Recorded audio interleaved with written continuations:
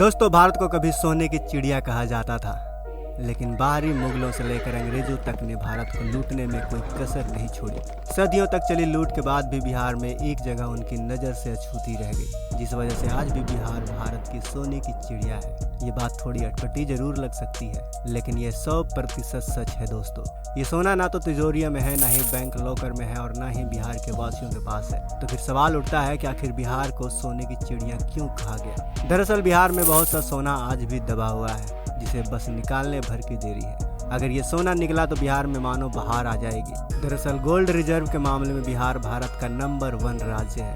National mineral inventory data के अनुसार साल 2015 तक देश में गोल्ड ओरे का कुल रिजर्व रिसोर्सेस 501.83 मिलियन टन होने का अनुमान लगाया गया।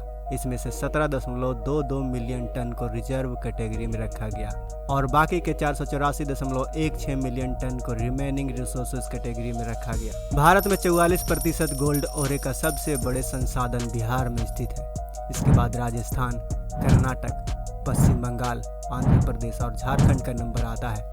बिहार के जमुई जिले के सोनो ब्लॉक इलाके में करमाटिया में जियोलॉजिकल सर्वे ऑफ इंडिया के द्वारा कराए गए सर्वे के बाद देश का सबसे बड़ा सोने का भंडार होने की बात सामने आई थी। जियोलॉजिकल सर्वे ऑफ इंडिया के सर्वे के अनुसार जमुई जिले में 37.6 टन मिनरल रिच ओरे समेत लगभग 222.88 मिलियन टन सोने का भंडार है। खास बात यह है कि बिहार में 222.885 मिलियन टन गोल्ड मेटल है, जो देश के कुल गोल्ड रिजर्व का लगभग 44% है। द हिंदू की रिपोर्ट के अनुसार बिहार सरकार देश के इस सबसे बड़े गोल्ड रिजर्व के माइनिंग के लिए अनुमति लेने का विचार कर रही है।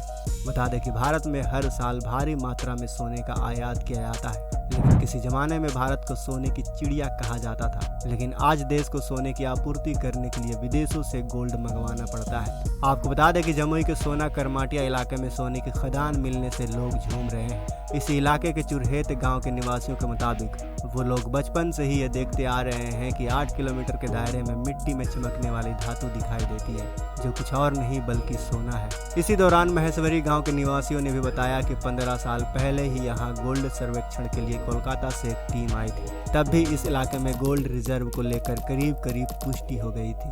इसके अलावा पिछले साल भारत को जम्मू कश्मीर में लिथियम का भंडार मिला था। जिन्हें मालूम नहीं उन्हें बता दें कि लिथियम का इस्तेमाल मोबाइल फ़ोन, लैपटॉप और इलेक्ट्रिक गाड़ियों की बैटरी बनाने में किया जाता है।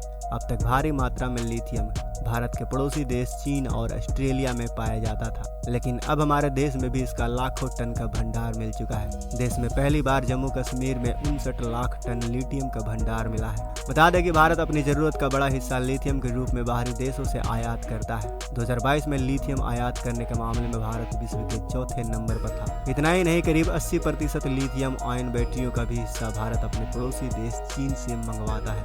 वहीं भारत अर्जेंटीना, चिली, ऑस्ट्रेलिया और बोलीविया जैसे लिथियम के धनी देशों की खदानों में हिस्सेदारी खरीद की दिशा में भी काम कर रहे हैं। बता दें कि लिथियम को व्हाइट गोल्ड भी कहा जाता है। इतना ही नहीं, पिछले साल भारत को राजस्थान के सीकर जिले में 14,000 टन यूरेनियम का भंडार मिला है। इसको देखते हुए राजस्थान सरकार ने यूरेनियम कॉर्पोरेशन ऑफ इंडिया को माइनिंग लीज पर देने के लिए समझौता किया है।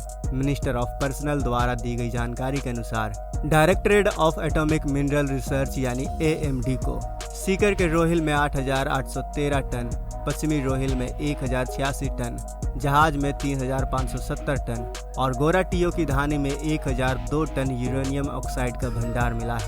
इतना ही नहीं, उदयपुर के उमरा जिले में भी AMD को 1,160 टन यूरेनियम ऑक्साइड मिला है।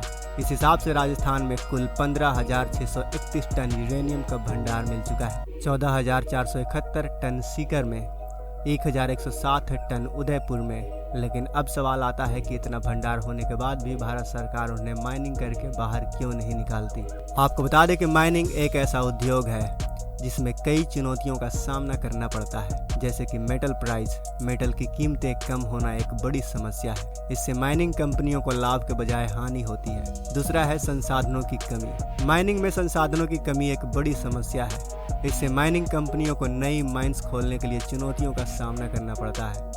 तीसरा है इन्वायरमेंटल कंसर्न, यानी माइनिंग के दौरान पर्यावरण को नुकसान होना। यह भी एक बड़ी समस्या है। इससे माइनिंग कंपनियों को पर्यावरणीय चिंताओं का सामना करना पड़ता है। चौथा है सामाजिक लाइसेंस। माइनिंग के लिए सामाजिक लाइसेंस प्राप्त करना भी एक बड़ी समस्या है हमारे देश में। इससे माइनिंग कंपनियों को सामाजिक चिंताओं का सामना करना पड़ता है।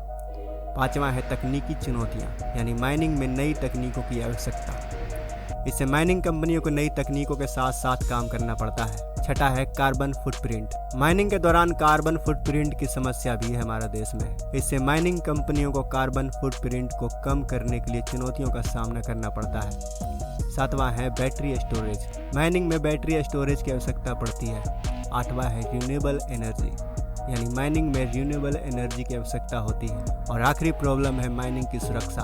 आपको तो पता ही है कि हमारे देश में हर इलाके में एक से बढ़कर एक रंगदार भरे पड़े हैं। माइनिंग के दौरान सुरक्षा की समस्या भी हो जाती है। अगर भारत सरकार ने इन दिक्कतों का सामना कर लिया तो भारत को कोई भी फिर सोने की चिड़िया बनने से नहीं रोक सकता। वैसे दोस्तों, आपका इस पर क्या कहना है? हमें अपनी राय कमेंट बॉक्स में अवश्य बताएं। वीडियो में दी गई जानकारी अगर पसंद आई हो तो इस वीडियो को लाइक करते हुए अपने दोस्तों के साथ शेयर करना ना भूलें। साथ ही अगर आपने अभी तक इस चैनल को सब्सक्राइब नहीं किया है तो इस चैनल को भी सब्सक्राइब कर लें। मिलते हैं अगले वीडियो में। जय हिंद, जय भारत।